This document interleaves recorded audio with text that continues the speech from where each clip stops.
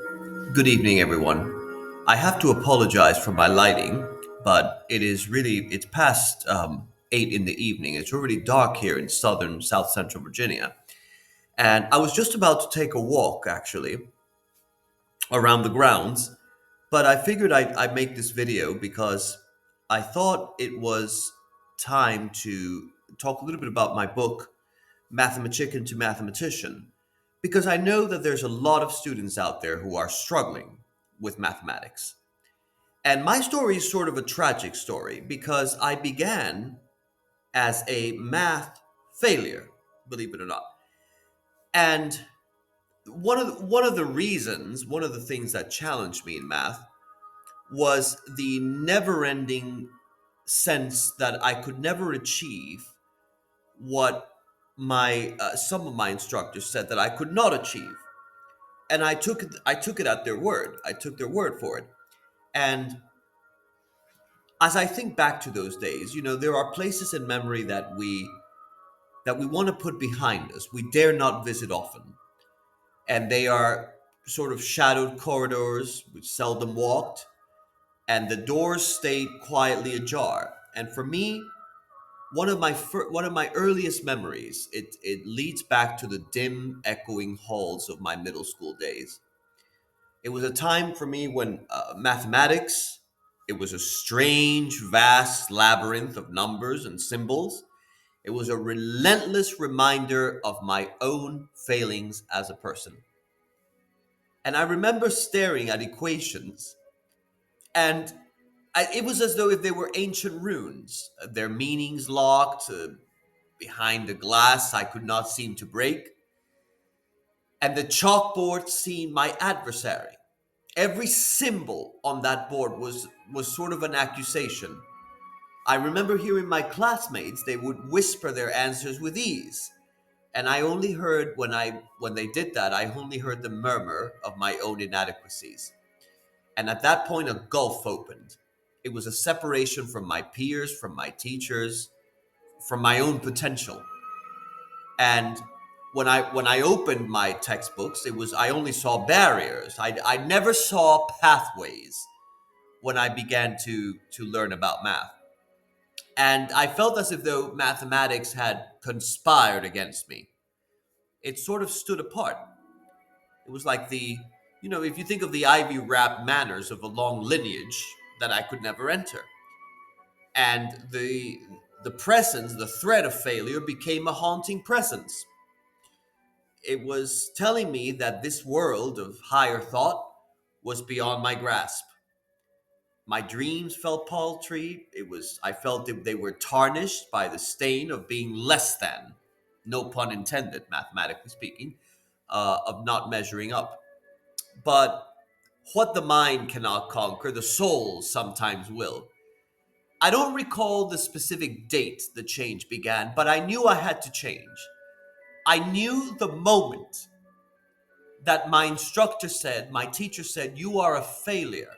You will never amount to anything in life." It was not a heroic moment for me. It was a dawning realization. And almost an implacable, intractable resolve took root. It was something I felt fierce, I guess I would say, a conservative belief that discipline and duty to my own potential could lift me from the shadows. And it was a slow struggle, I have to say. It was arduous, and it was so personal that I never shared it with anyone until recently.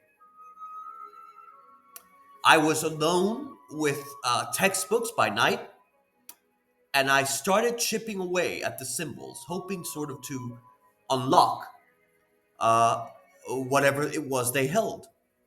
And the years passed, and at that point the journey became relentless.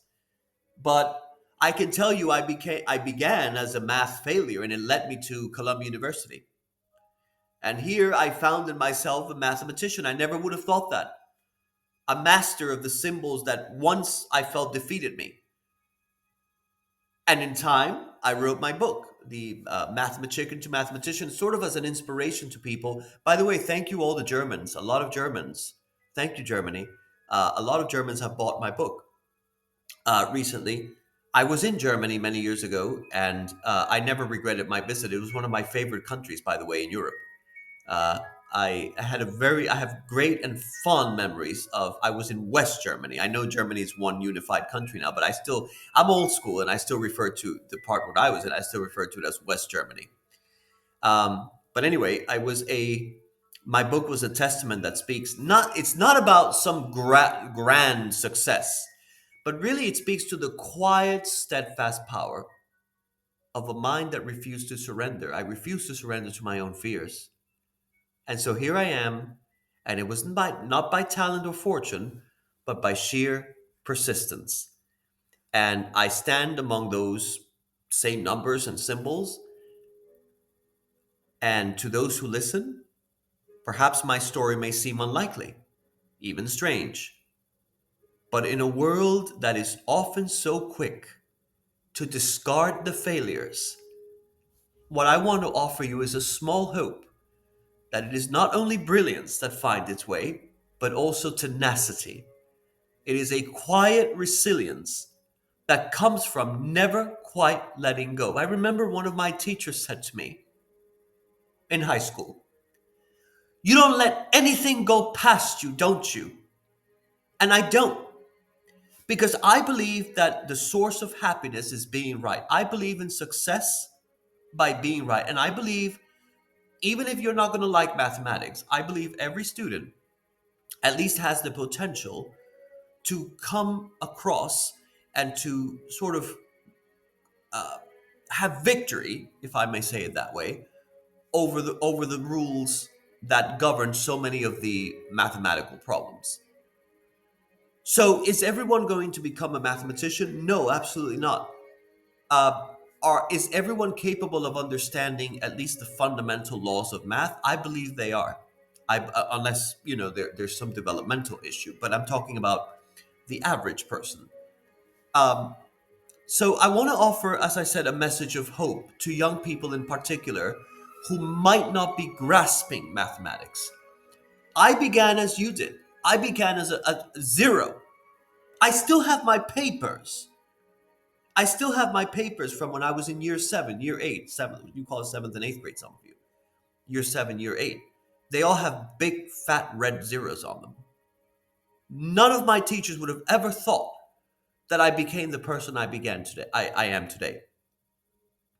So, if you want to know a little bit about how I got to where I am now, you have my book, Mathemachicken to Mathematician. You can find it on Amazon, and I will be doing videos also trying to inspire you to be better at math. But you're not alone, and it takes time. I often tell my students, please be patient. I tell them all the time. You do not rush mathematics. Oftentimes, in a lot of our education systems, we rush mathematics, and that is a disservice to all students. Don't rush mathematics. Quality over quantity is always better. But anyway, I'm about to go on in my evening journey here in the grounds here in Virginia, and I just hope that this message finds you well and that you are inspired to continue in your study of mathematics. And I will continue to post videos on this channel. By the way, we now have over 750 subscribers. I don't have the exact number right now. I forgot because a lot has been happening, but it's amazing just how far we've grown in a little over a month. You are all an amazing group of people. I really want to thank all of you for continuing to support this channel. And if you have not yet subscribed, what are you waiting for? Why aren't you subscribing? You should be subscribing, because if you're truly interested in mathematics, this channel is one of the most authentic channels out there. There are very few people out there who actually do this uh, for free, basically. I do it because I have a passion in mathematics, because I have a passion to share it with people. So thank you for your kindness, and thank you for your wonderful participation on this channel. Have a good evening, everyone, wherever it is you're located, or a good morning. And my next video will probably be about the tutoring that we do here at City Tutoring here in South Central Virginia, and how we're growing We have hundreds of students from all over the country right now, and we're just going to continue to grow because when you have a passion for something, it it's actually it's invigorating for a lot of people. The passion is contagious, and I don't do this only because I only because it's a job. I do it because I truly feel a passion for mathematics and for being right. And I believe many of you feel the same way. You believe that being right is one of the most important values in life. Being right, and also very important, the pursuit of truth. So thank you for watching me. Thank you for continue to support me. And I will be the same person I've always been, someone who is tenacious in the pursuit of truth. Thank you.